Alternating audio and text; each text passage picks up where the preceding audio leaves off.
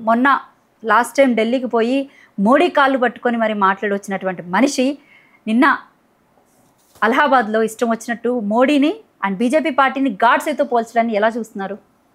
ఒకటేంటంటే అవకాశవాదానికి పరాకాష్ట రేవంత్ రెడ్డి వైఖరి. తర్వాత ఒక ఫ్రస్ట్రేషన్లో ఉన్నాడు. అంటే తన పాలన టోటల్గా రాష్ట్రంలో విఫలమైంది, తాను ఏ కార్యక్రమం చేసినా అసలు ఏం సాధించలేకపోతున్నా అనేది ఒకటి. తర్వాత మీనాక్షి నటరాజన్ వచ్చిన తర్వాత ఈయన ఆడుతున్న డ్రామాలన్నీ ఆమె ఎక్స్పోజ్ చేస్తూ ఇతని పరిపాలన టోటల్గా కాంగ్రెస్ ఆలోచన సరళికి వ్యతిరేకంగా ఉంది.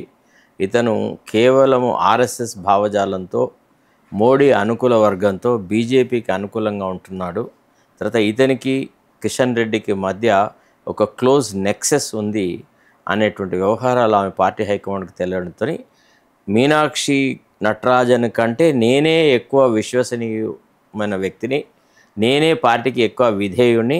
మీనాక్షి నటరాజన్కి పాలనా అనుభవం లేదు, ఎక్కడో ఓ చోట ఒక ఎంపీగా గెలిచి ఒకసారి కొంతకాలం ఉంది.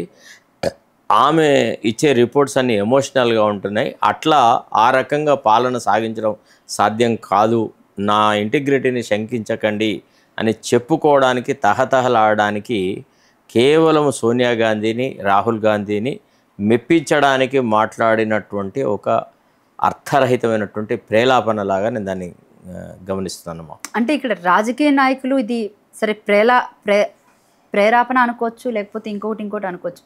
బట్ అది జనాల్లోకి వెళ్ళేసరికి ఒక బీజేపీ పార్టీ దాదాపు 10-15 సంవత్సరాల నుంచి అధికారంలో ఉంది. ఎంత పెద్ద ఎత్తున అంటే మోడీని రెస్పెక్ట్ చేస్తూ ఎంతమందిని, అది రాజకీయాల్లో నైతికమైన విలువలు, రాజకీయాలను విలువలతో కూడినట్టు ప్రజలకు ఏం సందేశం ఇస్తున్నట్టు అదే కదా చెప్పేది. ఇప్పుడు విలువలతో కూడినటువంటి రాజకీయాలు చేయడానికి రేవంత్ రెడ్డి అనర్హుడు. పచ్చి అవకాశవాదపు ధోరణితో అతను నడిపిస్తున్నటువంటి రాజకీయాలు ప్రజలు అసహ్యించుకుంటా ఉన్నారు. దేశ ప్రధానిని గాడ్సేతో పోల్చడము, భారతీయ జనతా పార్టీకి సంబంధించిన వాళ్ళందరూ గాడ్సే కుటుంబానికి చెందినటువంటి వాళ్ళు అనేటువంటి మాట రాజకీయాల్లో ఒక కుబ్జా, is a Lilliput in politics. తిప్పి కొడితే ఆయన రాజకీయ జీవితం ఎంతమ్మా, అతనికి ఉన్నటువంటి ఐడియాలజికల్ బేస్ ఏంది? సో కాబట్టి ఇది ఏంటంటే ఒక మూర్ఖంగా తాను మాట్లాడుతున్న భాష యొక్క అర్థం ఏంది, దాని ప్రభావం ప్రజల మీద ఎట్లా ఉంటుంది, దేశ అంతర్జాతీయ రాజకీయాలలో ఇవాళ మోడీకి ఉన్నటువంటి గుర్తింపు అనుకోండి, గౌరవం అనుకోండి, ప్రాధాన్యత అనుకోండి, దీని దృష్ట్యా దేశంలోనే ఒక ప్రధానమంత్రి గురించి అంత నీచంగా మాట్లాడడం సరిపడదు అనేటువంటి ఇంగిత జ్ఞానం లేని వ్యక్తి. First point. రెండోది, ఇంకా దీనికి ఇంకొక అంశం ఉంది.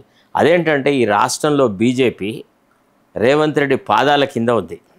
రేవంత్ రెడ్డి చెప్పినట్టల్లా ఆడేటువంటి ఒక కోతిలాగా తయారైంది. కిషన్ రెడ్డి రేవంత్ రెడ్డి యొక్క రక్షణ భారాన్ని తన నెత్తి మీద వేసుకొని పార్టీలో అంతర్గతంగా ఉన్నటువంటి వాళ్ళందరినీ అణచడం వల్ల ఈనాడు పార్టీ ఏం మాట్లాడలేకపోతుంది.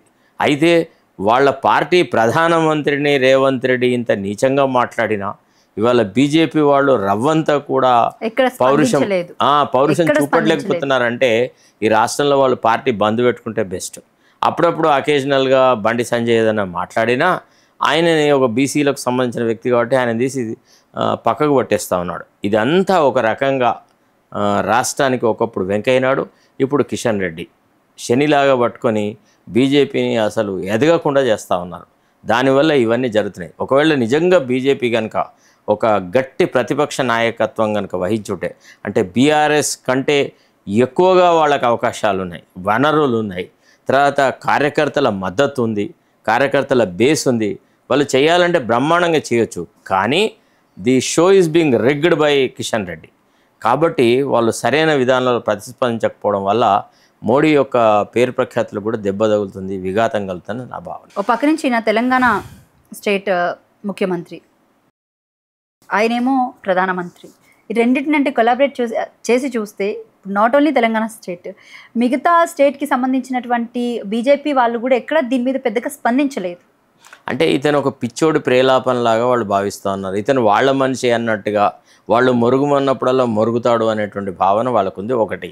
రెండోది, రేవంత్ రెడ్డి మాటలను కనుక మీరు గమనిస్తే ముఖ్యమంత్రి అయిన తొలుతలో ఈయన ఏమన్నాడు, రాజకీయంగా విభిన్నమైన పార్టీలకు చెంది ఉన్నా ప్రధానమంత్రితో కొంత వర్కబుల్ రిలేషన్షిప్ ఉండాలి ముఖ్యమంత్రులకు. సన్నిహిత సంబంధాలు లేకుంటే రాష్ట్ర ప్రగతి దెబ్బతింటుంది. Is our prime minister, I respect him, when I respect him as the prime minister అనేటువంటి మాటలు మాట్లాడినాడు.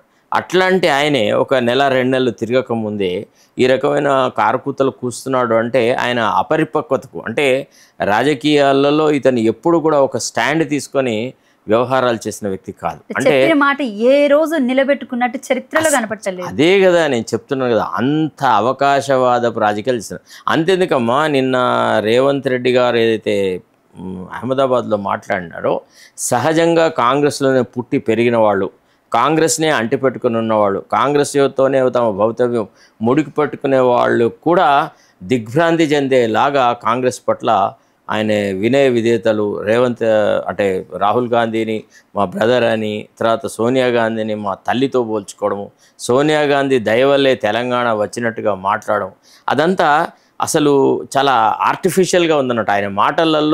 ఆయన మాటలు ఒక రకంగా ఉన్నాయి, ఆయన అంతరాత్మ ఒక రకం ఉంది. లోపల చేతల్లో అతను బీజేపీకి అనుకూలమైనటువంటి వ్యవహారాలు చేస్తూ ఉన్నాడు.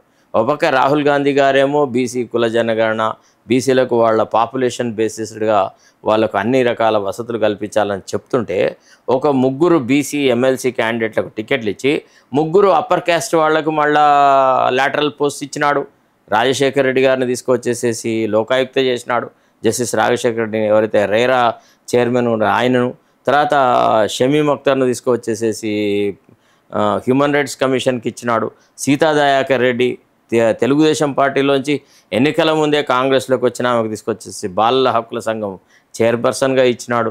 సో ఇదంతా చూస్తే ఏంటంటే, నువ్వు ఏమైనా మాట్లాడుకో, నా ఇష్టం వచ్చినట్టుగా నేను చేస్తా అనే ఒక బెలిగరెంట్గా, ఒక ప్రతీకార ధోరణితో రేవంత్ రెడ్డి ప్రవర్తిస్తూ ఉన్నాడు. మరి ఇది కాంగ్రెస్ హైకమాండ్ ఎన్నడూ గుర్తిస్తుంది? జరగాల్సిన నష్టం మొత్తం జరిగినాకనే కాంగ్రెస్ మేల్కొంటుందా అనేది మనం చూడాలి.